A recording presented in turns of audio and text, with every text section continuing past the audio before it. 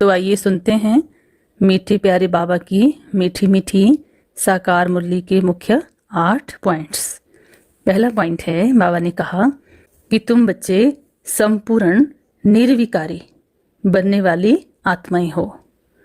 क्या कहा बाबा ने? कौन है हम? संपूर्ण निर्विकारी। तो बाबा ने आज कहा कि यदि आप बच्चों के अंदर आलस्य और अलबेलेपन का अंश भी है, अंश का भी त्याग नहीं किया, तो ये भी इम्प्योरिटी है, अपवित्रता है, संपूर्ण निर्विकारी इसे नहीं कहेंगे।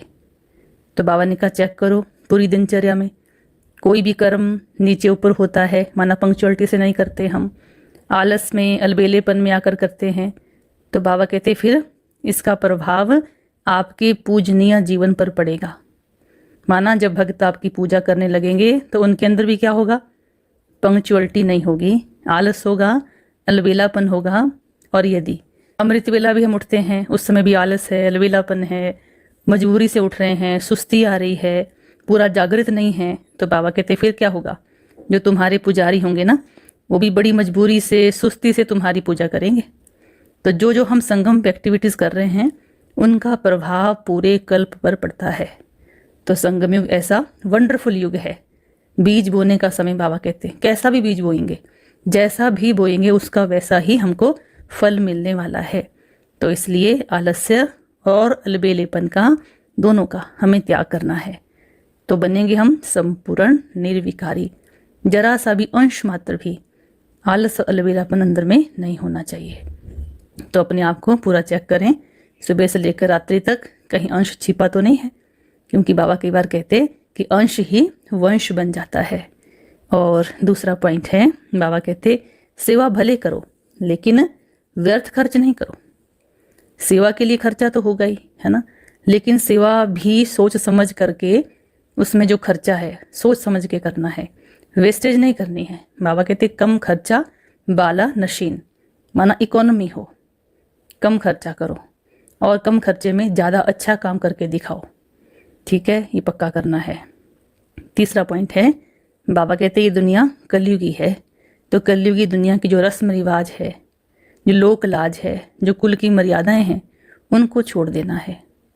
जैसे मीरा ने छोड़ा था ना, लोक लाज कुल मर्यादा को छोड़ दिया और अंदर में लगन थी कि मैं एक गिरधर गोपाल की हूँ, दूसरा मेरा कोई नहीं है। तो कितनी लगन थी। तो ऐसी लगन हमारे अंदर भी होनी चाहिए। लोक लाज कुल मर्यादा का कोई भान नहीं रहे, इससे हम न्यारे हो जाएं और सत्य जो मर्यादाएं हैं, जो भगवान सिखला रहे हैं, नियम धारणाएं सिखला रहे हैं, उनका पालन करना है और दैवी गुण संपन्न बनना है और दैवी संप्रदाय की हम स्थापना करने वाली श्रेष्ठ आत्माएं हैं, ये स्मृति भी रखनी है। तभी हम तीव्र पुरुषार्थ कर सकते हैं। चौथा पॉइंट है, बाबा कहते कि राम मत से तुमने राज्य लिया। राम मत मना शिव बाबा ने जब संगम पर हम बच्चों को मत दी तो उससे हमारा राज्य भाग्य खोया हुआ मिल गया। और फिर रावण मत जब आती है द्वापर से, तो मिला हुआ राज्य भाग्य हम गंवा देते हैं।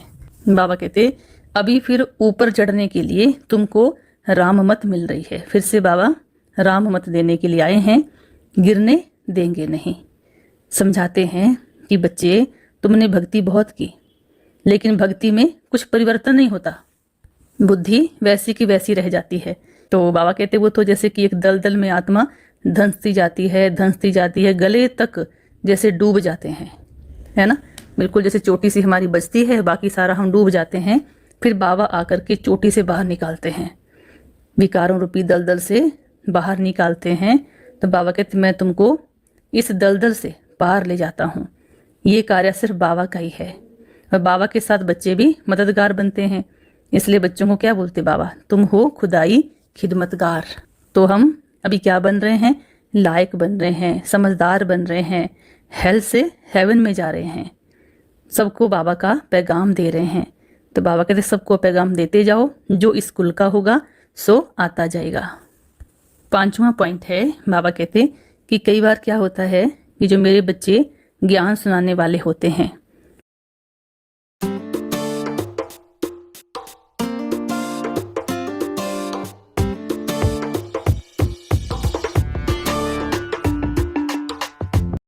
वो इतने श्रूड़ बुद्धि नहीं होते। श्रूड़ माना होशियार, इंटेलिजेंट, इतने नहीं होते हैं।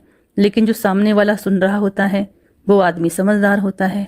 तो फिर मैं क्या करता हूँ, जो समझाने वाला बच्चा है उसमें प्रवेश करके समझा देता हूँ, मदद करता हूँ। बाबा कहते मैं एक तीखा रॉकेट हूँ, मतलब 1 सेकंड में बाबा आते और 1 सेकंड में जाते।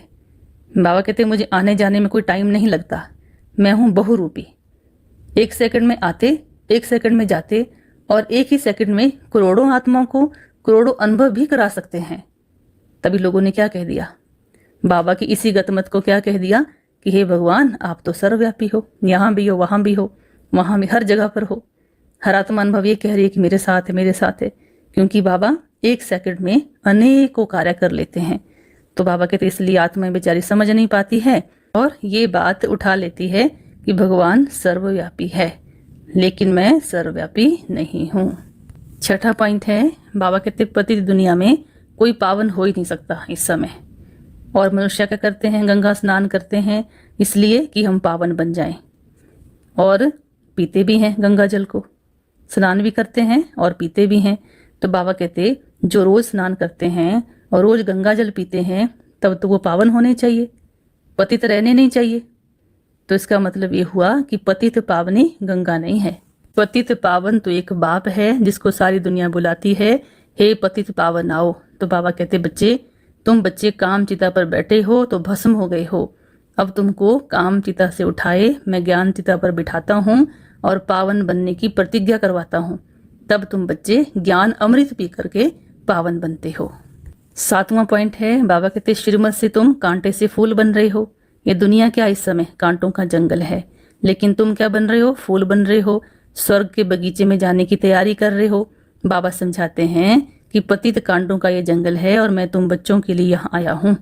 और यहाँ पर जो सबसे बड़ा कांटा है वो है देह अभिमान। बाबा कहते सबसे पहले यही आता है, इसके पिछाड़ी सारे विकार आ जाते हैं। तो अब इस विकार को छोड़ने की पूरी पूरी मेहनत करनी है, इसी में सारी मेहनत है। तो चेक करना है कि हमारे अंदर कितना देह भान रहता है और कितना हम बाबा की याद में रहते हैं, कितना हमने दैवी गुण धारण किए हैं, ये अपनी चेकिंग करनी है। और लास्ट 8वां पॉइंट है, बाबा कहते कि योग बल से तुम्हारे जन्म जन्मांतर के पाप नष्ट होते हैं। इस जन्म में जो किए हैं पाप सो बता देने चाहिए। उससे क्या होगा, बाबा कहते बताने से आधे माफ हो जाएंगे। तो मुख्य बात है काम विकार की, उसको तुम्हें त्यागना है। इसको त्यागने से ही तुम पावन बनेंगे। और ये याद रखना है कि हम भगवान के स्टूडेंट हैं।